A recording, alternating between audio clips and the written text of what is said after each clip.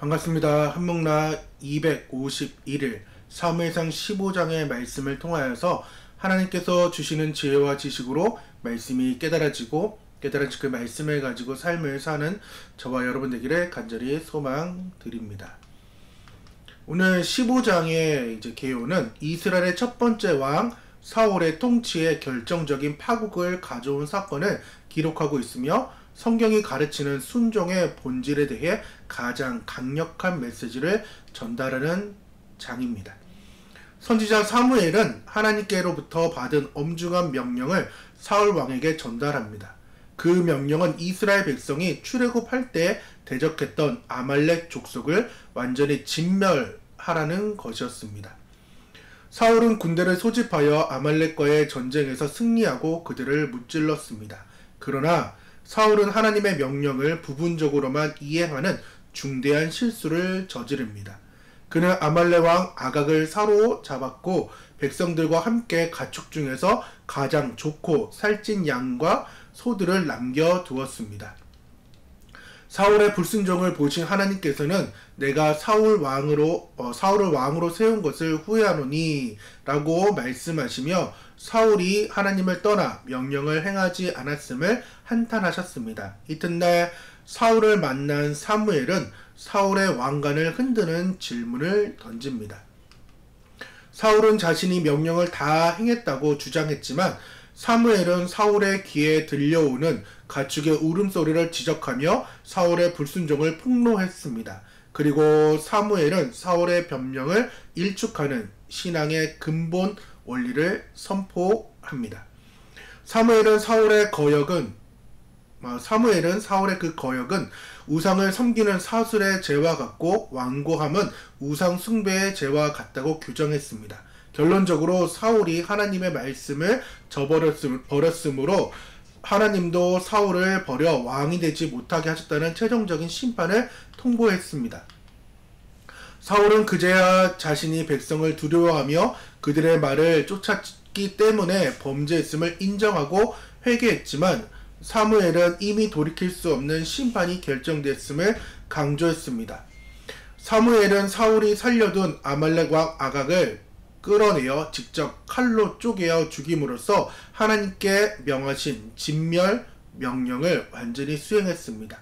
사무엘은 사울의 통치는 사실상 종말을 이제 고하고 다윗을 세우는 새로운 역사의 막을 오르게 됨을 오늘 15장에서 보게 됩니다. 그래서 나의 하나님이 아닌 당신의 하나님으로 생긴 결과에 대해 보려고 하고, 오늘의 단어는 I, you, 순종, 청종에 대한 말씀입니다. 사무엘상 15장은 이스라엘 첫 번째 왕 사울이 하나님의 최종적인 그 심판을 받는 이야기가 나오는 장입니다. 오늘 15장을 통하여서 그리고 신앙생활에서 아주 중요한 두 가지 근본적인 문제를 우리가 보게 되는데, 첫 번째는 인격적 관계의 부재와 완전한 순종의 실패에 대한 상황입니다. 저는 오늘 사무엘상 15장의 말씀을 묵상하면서 과연 사울이라는 이 왕은 하나님의 자기의 왕, 그 하나님으로 섬겼는지 그 생각이 계속해서 들게 되었습니다. 왜냐?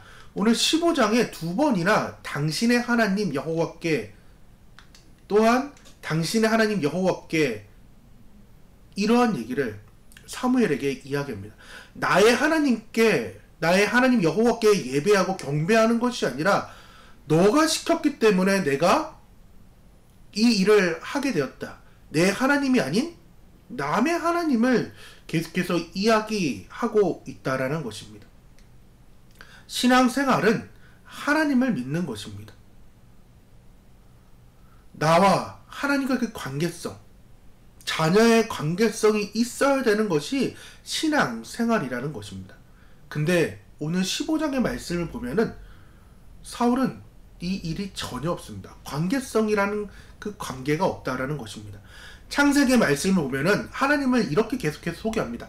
아브라함의 하나님, 이삭의 하나님, 야곱의 하나님으로 계속해서 고백하면서 나아가는데, 그들과 함께 현재 살아가고 있고 관계성을 맺고 있는 그 하나님을 말씀하고 있다라는 것입니다. 즉 하나님은 멀리 계신 하나님이 아니라 나와 관계를 맺고 계신 그 하나님을 볼 수 있다라는 것입니다. 그럼 왜 이 세 분의 하나님을 계속해서 말씀을 하고 있느냐? 관계의 시작, 아브라함의 하나님이요. 배경을 설명할 수 있지만은 현재성을 보면은 우리가 나의 하나님을 고백한다는 것은 마치 아브라함이 그랬던 것처럼 세상의 모든 것을 뒤로하고 하나님의 개별적인 부르심에 응답하는 결단입니다. 관계가 시작된 거예요. 여러분 한 사람이 하나님 앞에 서서 주님 제가 여기 있습니다 라고 순종할 때 그분은 더 이상 성경 속에 나오는 하나님이 아니라 나를 부르신 하나님이 된다라는 거예요. 그래서 아브라함의 하나님은 관계의 시작입니다. 두 번째는 계승의 하나님, 관계가 계승됐다라는 것입니다. 그것이 이삭의 하나님인데 우리가 나의 하나님을 고백한다는 것은 예수 그리스도를 통해 완성된 그 새 언약을 믿음으로 받아들인다는 뜻입니다. 우리는 우리의 그러한 행위로 구원받는 것이 아니라 이미 하나님이 마련하신 그 언약, 은혜를 믿음으로 상속받은 그 이삭과 같습니다. 그래서 나의 하나님은 이미 나를 위해 모든 것을 예비하시고 변치 않는 사랑으로 지켜주시는 그 신실한 하나님을 이삭의 하나님, 관계의 계승, 관계의 시작을 통하여서 계승된 그 하나님을 고백되는 것이며 마지막 야곱의 하나님은 관계가 심화된 것입니다. 나의 하나님을 고백하는 사람은 고난과 실패 속에서도 하나님을 만난 사람입니다. 우리가 연약하고 속이며 넘어질지라도 하나님은 우리를 버리지 않고 지금 이 자리, 이 고난 속에서도 우리를 만나 주시는 분이라는 것입니다. 우리의 모든 그 모순과 약점에도 불구하고 우리를 붙들고 계시는 즉 야곱의 하나님, 이스라엘의 하나님, 그 하나님이 나의 하나님이라는 것입니다. 야곱을 이스라엘로 바꿔주는 즉 넘어짐이 아니라 언약의 상황으로 이제 관계의 심화로 나아가게 하는 이 아브라함과 이삭과 야곱의 하나님을 볼 수 있게 된다라는 것입니다. 다시 사무엘상 15장의 말씀을 돌아오면은 사울 왕은 하나님 말씀을 그 명령을 직접 받아요. 사역을 했어요. 그럼에도 불구하고 그는 나의 하나님, 마이 갓이 아니라 유어가 당신의 하나님으로 계속해서 호칭하고 있다라는 것입니다. 이러한 호칭, 나의 하나님이 아닌 너의 하나님으로, 당신의 하나님으로 호칭이 될 때에 아주 심각한 영적인 상태들 그리고 그 문제들이 이제 생기게 되는데 그것은 관계의 거리감이 생겨요. 사울에게 하나님은 사무엘이라는 그 중재자를 통해서 중개자를 통해서만 존재하는 타인의 하나님, 즉 멀리 계신 하나님이었어요. 한 번도 나와 함께하는 그 하나님이 아니었어요. 사울은 하나님을 직접 대면하고 인격적으로 교제하는 깊은 관계를 맺지 못했다라는 것입니다. 왕으로서 직무는 수행했어요. 근데 마음의 중심에는 하나님을 주님으로 모시지 않았다라는 것입니다.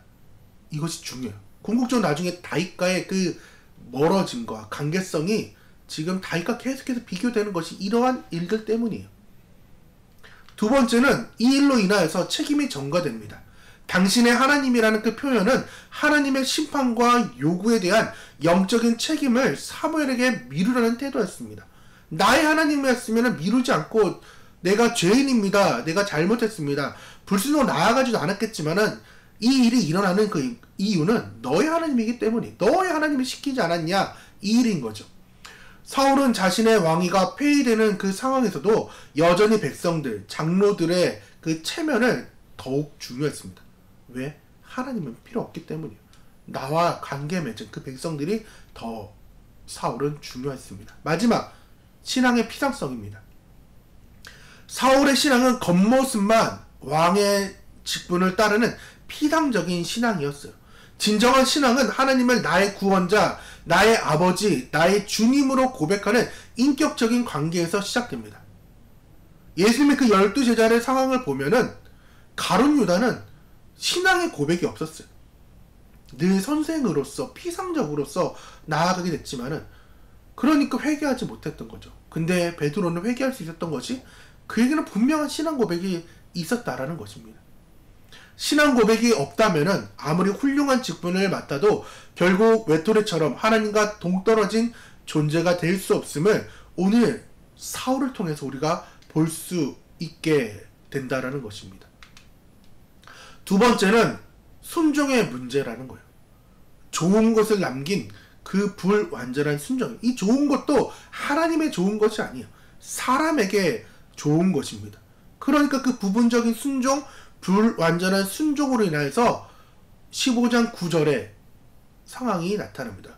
우리말 성경인데요. 그러나 사울과 그의 군대는 아각뿐만 아니라 양과 소들 가운데 가장 좋은 것과 살찐 송아지와 어린 양들을 비롯해 좋은 것들은 없애지 않고 남겨두었고 보잘것 없고 약한 것들만 없애버렸습니다. 아주 중요한 문제예요. 포기라는 것, 좋은 것을 포기하지 못해요. 이 좋은 것은 아까도 말했지만 나에게 좋은 것을 포기하지 못해요. 하지만 나에게 불필요한 것은 금방 포기해버려요. 미련이 없어요. 어제 혜미랑 이제 아주 핸드폰 용량이 지금 없어가지고 용량 줄이기를 했어요. 근데 혜미가 줄이지는 못해요. 왜? 자신에게 너무나도 소중했던 영상이에요. 제가 볼 때는 아무런 그런 의미도 없는 영상이지만 혜미한테는 되게 소중해요. 그나마 자기한테 덜 소중한 거는 보잘것없고 약한 것이라고 생각할 때는 그냥 과감하게 버리는 상황들을 보게 되었다라는 것입니다. 하나님께서는 사울에게 진멸하라고 명령하십니다. 아말렉의 모든 것을 남김없이 멸하라고 말씀했어요. 근데 사울은 전장에서 이겼으나 아각 왕, 즉 아말렉의 왕을 생포했고 가장 좋은 것, 살찐 가축들을 남겨두었습니다. 사울은 이를 두고 하나님께 제사 드리기 위해 변명했지만은 사무엘은 그 사울의 마음을 너무나도 잘 알았어요. 탐심과 교만 때문이라는 것을 너무나도 잘 알았습니다. 그래서 그 사울의 변명에 우리가 너무나도 잘 아는 22절의 말씀을 사무엘은 하게 됩니다. 여호와께서 번제와 다른 제사를 그의 목소리를 청종하는 것을 좋아하신 같이 좋아하지 아니하시겠나이까. 순종이 제사보다 낫고 듣는 것이 수장의 기름보다 낫다라는 거예요. 하나님 예배 정말로 좋아하십니다. 하지만 그럼에도 불구하고 오히려 청종하고 순종하는 것을 더 좋아하는 분이 우리 하나님이라는 거예요. 이 청종, 샤마, 순종은 듣는 것으로부터 출발하는 거예요. 단순히 머리로 아는 것을 넘어서 귀로 듣는 거예요. 근데 귀를 듣는데 집중해서 기울여 듣는 거죠. 그리고 그 청종으로 끝나는 것이 아니라 그대로 순종하는 삶, 실천하는 삶을 의미하는 것이 이 샤마, 청종이라는 것입니다. 하나님이 원하시는 것은 무엇을 드리는가가 아니라 어떻게 듣고 그리고 행하느냐가 중요한 거예요. 순종은 관계의 증명이자 하나님과의 동역의 상황이에요. 지난 14장의 그 요나단의 그 45절의 상황이 나타나게 된다라는 것입니다. 순종은 관계의 증거인데 우리가 누군가의 말을 온전히 듣고 따른다는 것은 그 사람을 향한 신뢰와 사랑이 있음을 증명합니다. 하나님의 말씀을 온전히 듣고 따르는 순종이야말로 우리가 하나님을 왕으로 인정하고 또한 사랑하고 있음을 보여주는 가장 확실한 증거예요. 그래서 제 안에 오늘 불렀던 더 원합니다 이 찬양을 부를 때에 제 안에 눈물이 사라지면은 감격이 사라지면은 내가 하나님을 왕으로 모시지 않았구나라는 게 너무나 느껴져요. 오늘도 되게 이 울먹울먹 하려는 그 마음을 꼭 잡고 이제 기도하면서 예배합니다를 찬양을 했지만은 순종은 관계의 증명인 거예요. 내가 하나님을 살아가고 있구나에 대한 그 관계의 증명. 순종은 하나님과의 그 동력이에요. 하나님은 우리의 계획이나 노력 이전에 그분의 뜻을 따르는 단 한 가지의 태도를 원하십니다. 순종은 인간의 그 자기의 의를 내려놓고 하나님의 주권에 복종하는 것을 지금 말한 것, 그것을 하나님과 동역했다라는 것을 말하는 것입니다. 하지만 사울은 청종하지 않았고 순종하지 않았습니다. 그 거부에 대해, 사울의 태도에 대해 사무엘은 엄중하게 경고를 내립니다. 23절인데 같이 읽도록 하겠습니다. 이는, 즉 22절의 상황인 거죠. 내 마음대로 행했던 그 상황은, 그렇게 거역했던 것은 점치는 것과 같고 완고한 것은 사신 우상에게 절하는 죄와 같음이라. 여호와의 말씀을 버렸으므로 여호와께서도 왕을 버려 왕이 되지 못하게 하셨나이다 하니. 너무나도 큰 충격을 줍니다. 순종하지 않고 자기 뜻대로 내 마음대로 행한다는 것은, 하나님을 왕으로 모시지 않는다는 것은 하나님께 기도할 때에 신의 힘을 의지하고 점치는 사술, 그러한 것과 같다라는 거예요. 하나님 외에 다른 신을 섬기지 않아야 되는데 그러한 일들, 즉 우상을 숭배한다고까지 말하는 것이 23절의 상황이라는 거예요. 그렇기 때문에 자기 고집은 우상 숭배라는 거예요. 하나님께 이렇게 하라고 하나님께서는 명령하셨어요. 근데 내가 아닙니다. 하나님, 내가 보기에는 이 방법이 더 적합한 것 같고 더 좋은 것을 낼 것 같다라는 생각을 할 때에 그 완고함이 자신을 우상 삼아 하나님 뜻보다 자기 생각을 더 높이는 행위며, 또한 부분적인 그 순종은 완전한 불순종의 행동이라는 거예요. 이게 율법의 상황인 거죠. 어떻게 보면은 99.9%의 상황을 이제 지켰다고 생각합니다. 그러니까 99.9의 순종을 하나님께서 기뻐하는 것이 아니라 100%의 순종, 청종을 원하시는 분이 우리 하나님입니다. 사울처럼 좋은 것을 남기려는 그 탐욕이나 사람들 앞에서의 체면을 지키려고 하는 그 인간적인 두려움 때문에 말씀을 거부하는 것은, 그 동기가 무엇이든 간에 하나님께서는 용납할 수 없다라고 말합니다. 완전한 거역이다 라고 말씀하는 거죠. 오늘 나의 삶, 우리의 삶을 돌아보길 바랍니다. 우리가 드리는 헌금, 봉사, 예배, 모든 종교행위, 우리의 삶, 오늘 하루 또 3일기가 되는 이제 금요일 밤, 오늘 토요일, 주일, 월요일까지 이어지는 이 3일기 가운데에 나는 과연 하나님의 말씀을 얼마나 귀 기울여 순종하고 청종하고 있는지를 먼저 물어보아야 된다는 것입니다. 오늘 말씀을 정리하면 15장을 통해서 우리는 두 가지를 보게 됩니다. 뭐라고요? 나의 하나님을 고백해야 돼. 우리의 신앙은 타인의 신앙이나 종교적인 직분에 의존해서는 절대로 안 됩니다. 나의 하나님을 인격적으로 만나고 고백하며 그분과 친밀한 관계 속에서 모든 것을 결정해야 됩니다. 두 번째는 온전한 순종을 드려야 된다는 거예요. 순종은 부분적인 거나 타협적이서는 절대로 안 됩니다. 내가 원하는 좋은 것을 남기려는 것은 탐심을 이제 버려야 됩니다. 하나님 앞에, 말씀 앞에 전적으로 기꺼이 복종해야 됩니다. 하나님은 우리의 최고의 예배가 바로 온전한 순종임을 오늘 15장을 통해서 말씀합니다. 그래서 나의 하나님이 아닌 당신의 하나님으로 생긴 이 결과가 우리 안에 없기를 간절히 바랍니다. 그래서 나의 하나님은 I인가, U인가, My인가, Your인가에 대해 고민하시고, 나는 100% 순종하는 사람인지 부분적으로 순종하는 사람인지에 대해 또 고민하는 저와 여러분이 되기를 간절히 바랍니다. 같이 기도하며 나아가도록 하겠습니다. 사랑과 은혜의 하나님 아버지, 우리를 나의 하나님으로 만나 주심을 감사드립니다. 오늘 15장의 말씀처럼 사울처럼 당신의 하나님이라는 벽을 허물고 주님과 친밀한 관계 속에 거할 수 있도록 도와주셔서 우리의 삶의 모든 영역에서 부분적인 불순종을 버리고 순종이 제사보다 낫다라는 그 말씀을 따라 온전하게 주님의 뜻을 따라 청종하며 순종하게 하여 주옵소서.